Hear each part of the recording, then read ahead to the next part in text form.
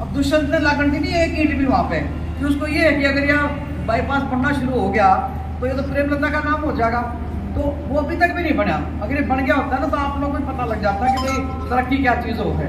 तो ये इस तरह की जो चीज़ें हैं ये अब आप लोग मैं इसलिए बताना चाहूँ हूँ क्योंकि हो सके आप लोगों को इन बातों का ना भी पता हो। इसी तरह मैंने साइलोज की बड़ी कोशिश करी थी।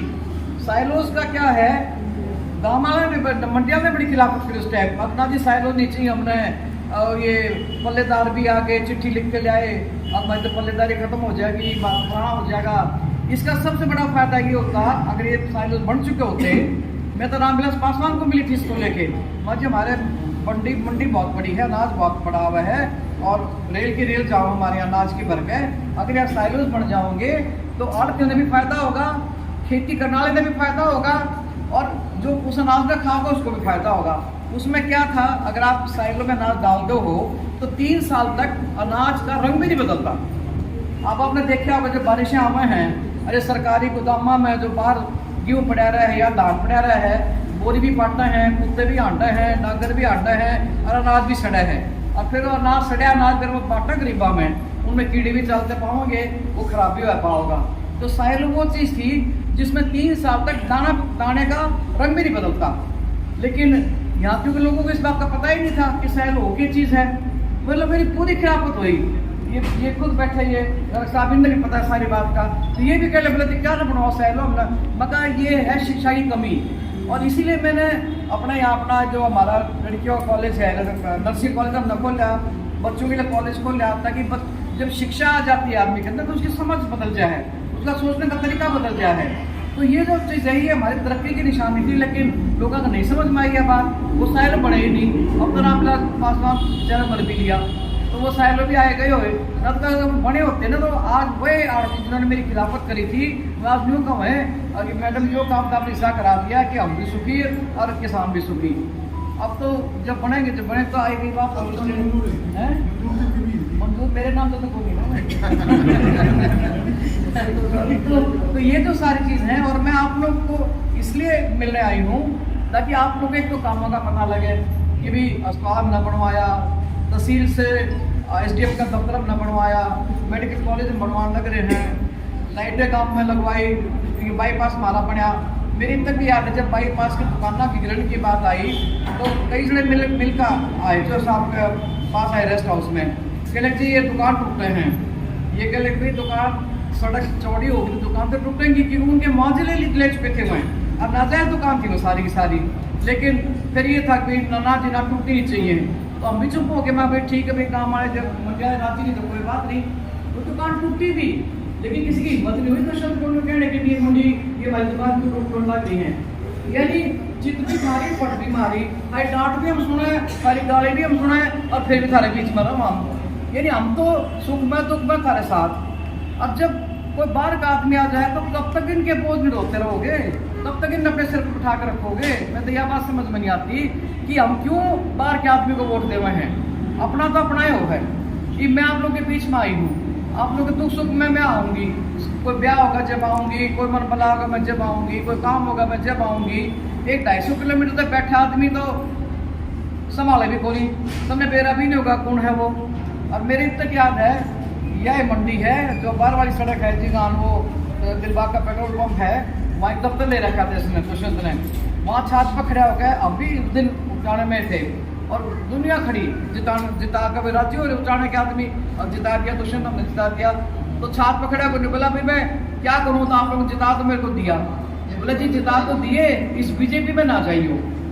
तो बोला कि हाँ बिल्कुल ठीक बात है। बोला जी आप ना हमारे को ये क्या था, और बीजेपी ने जमुना पार कर दो, मेरा नाम नहीं लिया, लेकिन बीजेपी का मतलब मैं क्यों, टिकट तो मैंने मिल रही थी और आप लोगों ने मेरे को हरा के जमुना पार कर दिया। और उसे जमुना में 24 घंटे नहीं पकड़े, उसे जमुना में वो आ गया डुबकी मारने लग गया और सरकार में डिप्टी CM बन गया। 11 महकमे 12 महकमे उसके पास, आप लोगों को ये भी नहीं पता 12 महकमा का उस पर क्या सौदा है, क्यों तुमने दिखाया ही नहीं वो कथे। तो इस तरह के जो लोग हैं ये सिर्फ वोट लेकर चले आओ, मैं लेना है, उसके बाद इनका कोई मतलब नहीं होता मरता है। और ईद की हो रहा है ये नहीं, अब चौटाला किए गए है और मेरा बाप चुनाव नहीं लड़ गया तो मैं लड़ूंगा, ये नहीं मारा तो उचाड़ा खेल का मैदान बना लिया इनने। अभी तमें कुश्ती को लोगे गणोर को है को नहीं मारा है, तो हमने समझना पड़ेगा, सोचना पड़ेगा कि हम क्यों इन लोगों को अपने आनते हैं। अगर तुम चुनाव लड़ो सिरसा जाकर लड़ो, तुम वो काम होगा तो सिरसा दिखे उन्हें, और जब वोट की बात आवे तो उचाना दिखे ना। तो 90 हल्के थे, उसने उचाना ही क्यों छाटा, ये भी देखो सोचने की बात है। उसने उचाना ही क्यों छाटा कि मैं उचाने से चुनाव लड़ूँ, तो उसको ये पता था कि उचाने के लोग बोले भी हैं, समझ मतलब बहकावे में भी आ जाएंगे, और वह बात बनी बहकावे में भी आए और सारी बातें भूल गए। तो देखो चुनाव तो आते जाते रहे, आज अगर हम चुनाव लड़े तो हमारा क्या लालच है, मैंने को छोरा लुआना नहीं, मैंने को चोरी ब्याणी नहीं, मैं तो पोते पोतियाँ वाली हूँ, दोते दोती वाली हूँ। मैं तो हम सिर्फ इसलिए आवा है कि उचाना जो हम दिखाना चाहूँ, अभी नक्शे पर हरियाणा के नक्शे पर उचाना दिखे, वो 4 साल में पीछे हो गया ना। तो मेरी तक याद है मुख्यमंत्री ने एक बार मीटिंग ली और वो पूछने लगे रहे MLA से, अफसरों को बुला के भी सबसे ज़्यादा पैसा किस हल्के में लगा। तो जो फाइनेंशियल कमिश्नर था उसने ये कहा जी MLA तो आप हो करनाल से, मुख्यमंत्री को कहने लगा, लेकिन सबसे ज़्यादा पैसा लगा उचाने में, और वो लगा प्रेमलता के हल्के में। तो उसका कैसे लगा, तो जी उनकी मेहनत लगा लो, बेटा कमिश्नर है, 6 साल सेंट्रल मंत्री थे, और ये हमारे MLA तो अभी बतेरे हो हैं। तो सबसे ज़्यादा पैसा उचाने में मिला और हमारे हल्के में लगा वो, और वो लगा दिखे भी है। ये चाहे उड़ान का केंद्रीय विद्यालय हो, चाहे ये अड़ेव का वो एक गवर्नमेंट कॉलेज हो, चाहे अपने मंडी हो। हालांकि मंडी उतनी आबाद तो नहीं हो पाई जितना हम सोचते थे, कि वह दूर पड़ा है थोड़ी सी, लेकिन रेस्ट हाउस को भी इस्तेमाल हो है। और ये लाइटें लगी या सड़क बाईपास बना, जो भी मतलब तरक्की के काम हुए, ये सारे उसी टाइम के हुए हैं। तो ये आप न्यूज़ सोच लो भी हम तो जिसे किसी भी थारे आ गए हैं, क्यों हमने तो उचाना तो हमारा घर है। आदमी अपने घर में छोड़ कर कदे नहीं जाता, रूस का जब भी घर में एक कोने में पड़ा पड़ा रोता रहेगा कि ना मेरी माँ ने मैं धमका दिया, लेकिन वो फिर भी घर छोड़ कर जाता। तो हम तो उन लोगों में आए हैं जो घर अपने आप ने जो समझे ये हमारा घर है।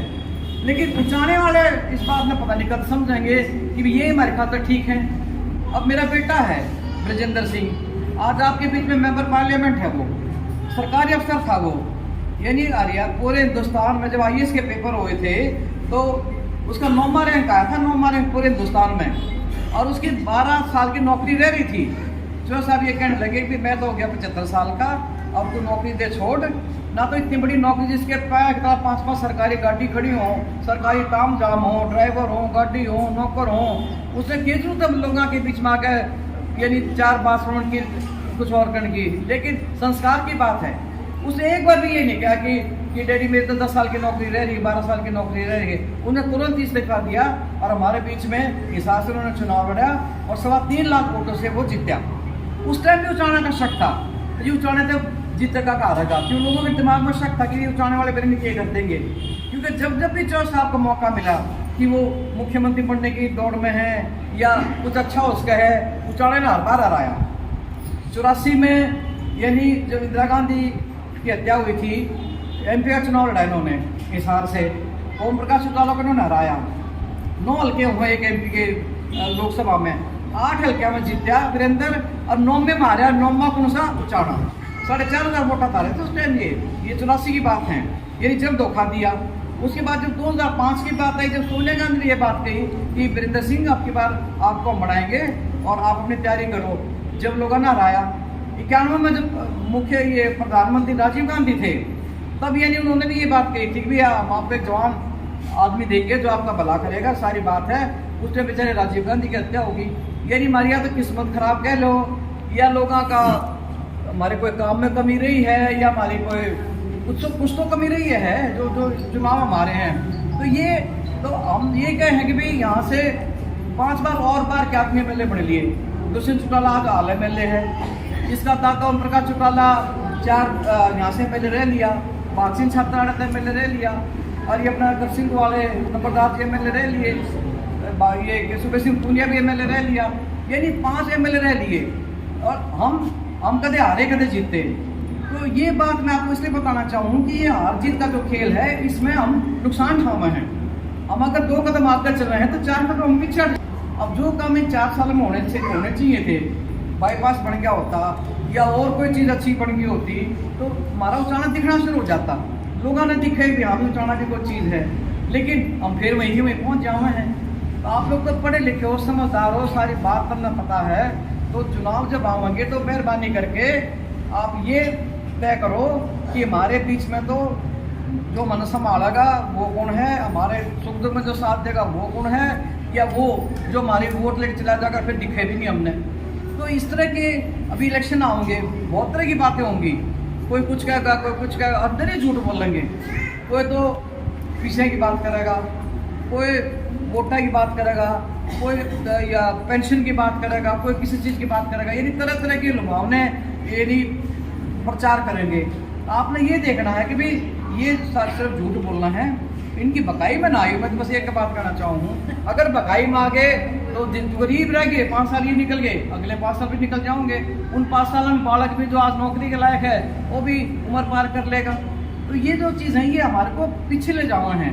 इसलिए आप लोगों ने ये तय करना चाहिए कि भाई हमारे लिए कौन तो ठीक है, कौन हमारे सुख दुख को हमारा साथ देगा और कौन हमारा अपना है। ये दूसरा क्या सिर्फ वो मत दो, मैं यही बात करना चाहूँ तुमने। और आप लोगों ने मेरे को सुना, और मेरे ख्याल में अभी तो मेरा एक काम हो रहा है।